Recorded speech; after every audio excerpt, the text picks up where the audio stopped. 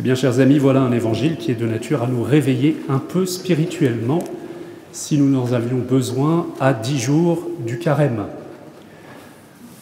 Je me souvenais tout à l'heure, en méditant ces paroles, de ces semaines magiques que j'ai vécues lorsque je suis arrivé à Rome pour vivre mon séminaire.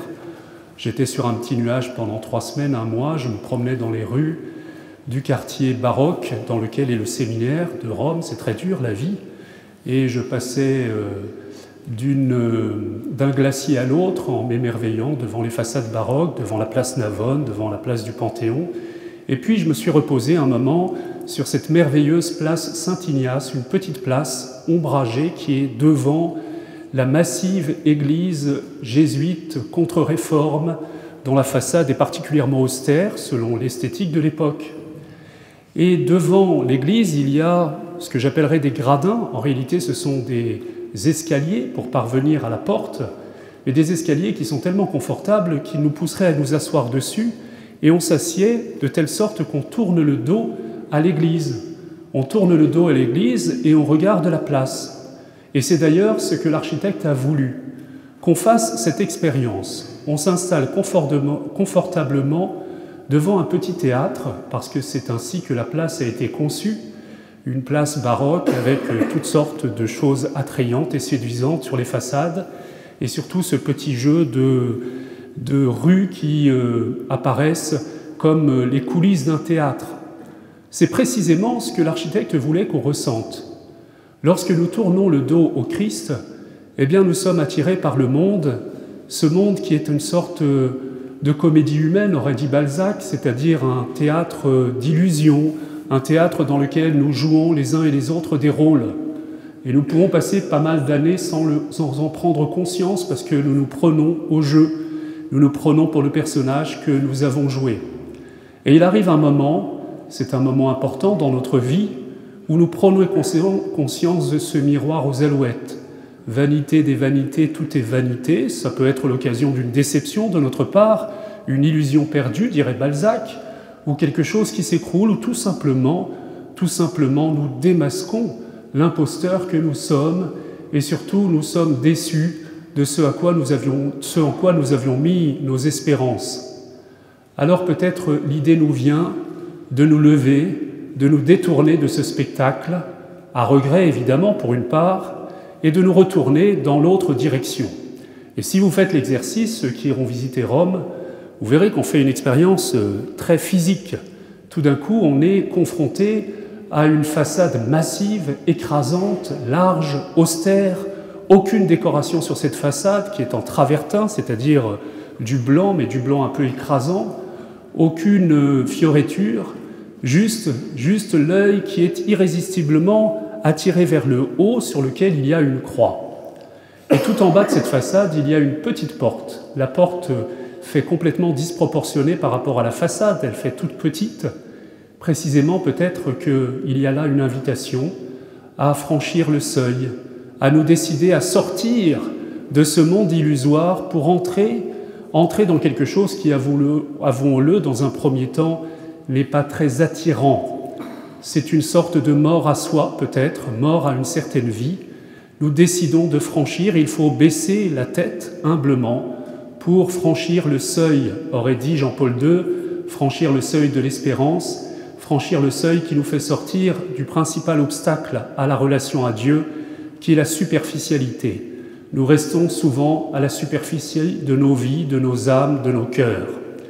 Et nous décidons à rentrer.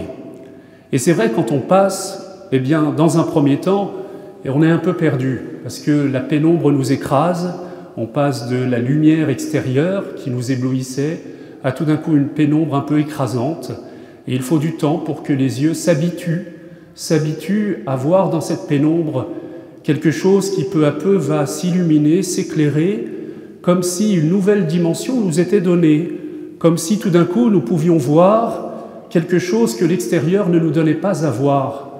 Comme si cet acte d'humilité qui nous fait entrer dans la nuée, on dirait dans l'Ancien Testament, c'est-à-dire dans cette ère mystérieuse qui est le monde de Dieu, elle est d'abord déconcertante pour nous parce que nous perdons le contrôle, nous perdons nos assurances humaines, nos fausses assurances.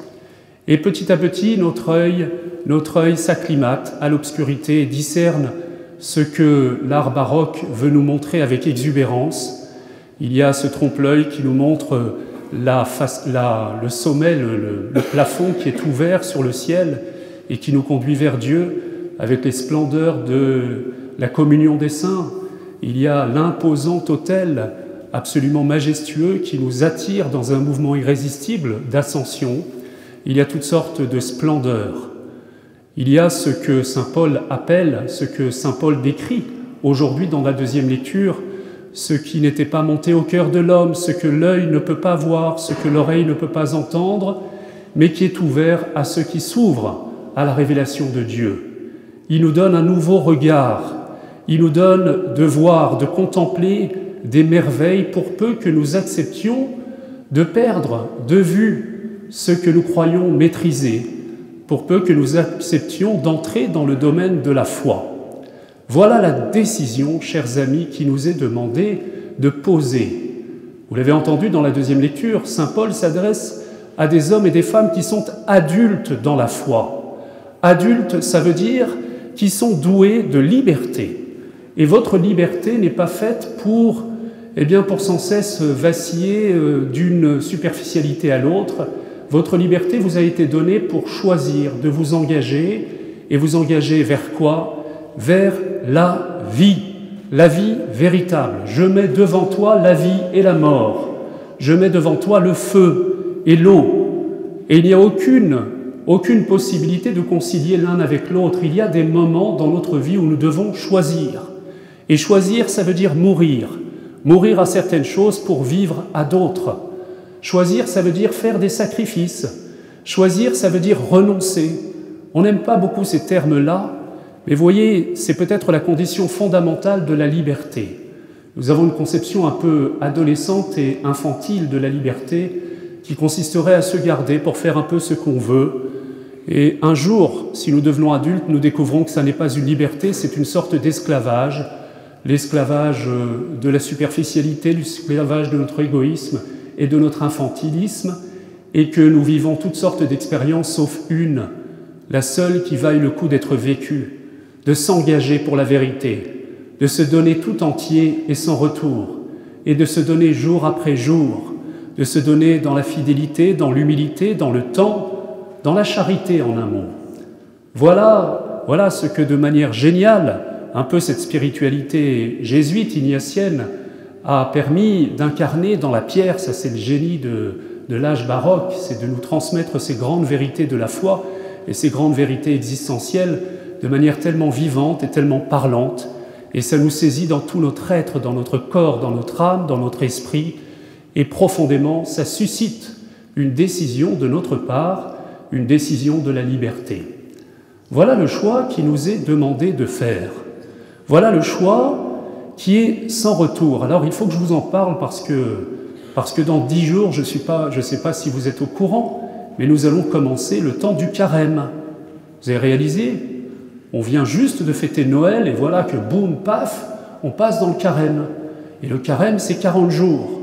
Mais alors je vous conseille une chose, de ne pas arriver à la 3e semaine ou 4e semaine du carême en vous disant « Zut, c'était donc le carême, quelle était ma résolution ?» Donc je vous conseille d'y réfléchir dans les 10 jours à venir, avant que le mercredi des Cendres ne vienne.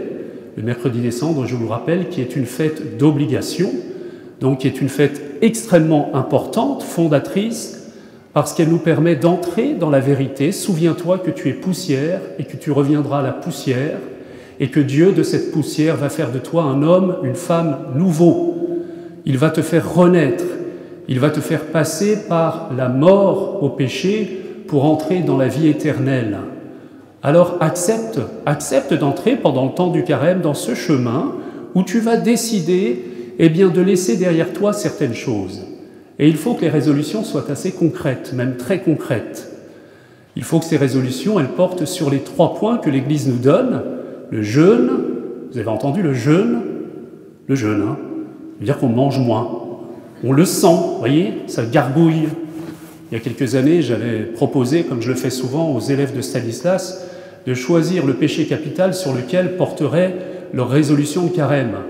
Ouais, mais mon père, comment est-ce qu'on choisit? Je lui dis, vous récitez les 7 péchés capitaux, et puis il y en a toujours un qui manque, c'est celui que le Seigneur vous montre du doigt pour que vous luttiez dessus. J'étais devant un amphi de 300 garçons de 3e, vous voyez un peu le schéma, et ils m'ont dit, on commence par vous, mon père. Alors j'ai récité les 7 péchés capitaux, non, j'en ai récité que 6, il en manquait un, ils ont tous éclaté de rire, je leur ai demandé, c'est quoi? La gourmandise, mon père. Alors après, il faut assumer pendant 40 jours de croiser les élèves dans la cour de récréation tous les jours et qui vous disent « Ça va mon père, vous perdez des kilos ?» Voilà, là vous êtes acculés, vous ne pouvez plus fuir ce que le Seigneur vous montre comme voie de liberté. Le jeûne, c'est manifester qu'il y a des choses plus importantes que la satisfaction de mes pulsions, de mes désirs, de me remplir. Le jeûne, c'est important parce que c'est accepter de donner de la place pour les 2 autres résolutions, à savoir la prière, du temps pour Dieu, pour la parole de Dieu, et du temps, deuxièmement, pour aimer mon prochain. Donc des actes très concrets d'entraide et de charité fraternelle. Voilà les 3 points de résolution. Et je vous invite à ne pas vous tromper, demandez au Seigneur de vous éclairer là-dessus. Il y a quelques années, le pape Jean-Paul II disait « Vous savez, le jeûne, c'est tout ce qui nous remplit et tout ce qui nous remplit d'illusions. » Alors c'est là-dessus que nous faisons porter le jeûne prioritairement. Et il avait suggéré, c'était il y a déjà une 20aine d'années, il était bien prophétique, combien de plus on pourrait l'appliquer, cette résolution, essayer de jeûner peut-être d'images, de toutes ces images qui vous prennent tant d'énergie mentale, spirituelle, affective et du cœur, de cette petite lucarne virtuelle qui vous coupe de la vie réelle. Choisis la vie, choisis la vie, choisis la vie et la vie réelle, et choisis-la une fois pour toutes. Je vous propose, sans aller jusqu'au parcours Exodus que certains garçons parmi vous ont déjà engagé, je vous signale que c'est une douche froide tous les matins, c'est du jeûne, c'est 1 heure de prière, enfin vous voyez, il y en a parmi vous, félicitez-les, ils vous portent dans cette résolution, ils se vivifient. Mais voyez, le jeûne, c'est important parce que ça nous permet de nous libérer de ce que nous sentons qui nous encombre, qui nous envahit, et puis ça nous accompagne, et on se dit toujours un jour, il faudra que je me mette au clair avec ça. Eh bien, choisissez de vous engager résolument, virilement, avec votre liberté. Engagez-vous humblement, avec toute votre liberté, sachant que le Christ s'engage à vos côtés, qu'il veut votre liberté pour aimer, pour vivre en vérité. Je vous avoue qu'on pourrait vraiment réfléchir à ça. Peut-être qu'on pourrait jeûner tout simplement, jeûner de stupidité, jeûner de TikTok, jeûner de tous ces trucs à 2 balles, vous savez, qui nous occupent tellement. Peut-être qu'on pourrait prendre une résolution, c'est pas seulement de lire la parole de Dieu, mais de prendre des choses un peu exigeantes. Vous voyez, lire une œuvre de littérature un peu exigeante. Le temps qu'on passe pendant 30 minutes à regarder les réseaux sociaux le soir, de lire Les Illusions perdues de Balzac, par exemple, puisque je l'évoquais. Vous savez, toutes ces œuvres dont on se dit, ce serait tellement bien qu'un jour je puisse dire dans un dîner que je les ai lues, en vrai. Pas seulement le profil d'une œuvre ou le résumé sur YouTube. Une œuvre un peu importante, un peu exigeante, à laquelle vous vous coltiniez. Ou alors c'est une œuvre artistique, quelque chose qui vous engage dans la durée, qui vous fasse vous confronter au réel, et pas simplement à l'illusion de pouvoir capter des idées ou des impressions, ou de pouvoir vous exciter virtuellement sans être profondément engagé dans le réel. Demandez au Seigneur de vous éclairer. Vous allez passer un très beau carême.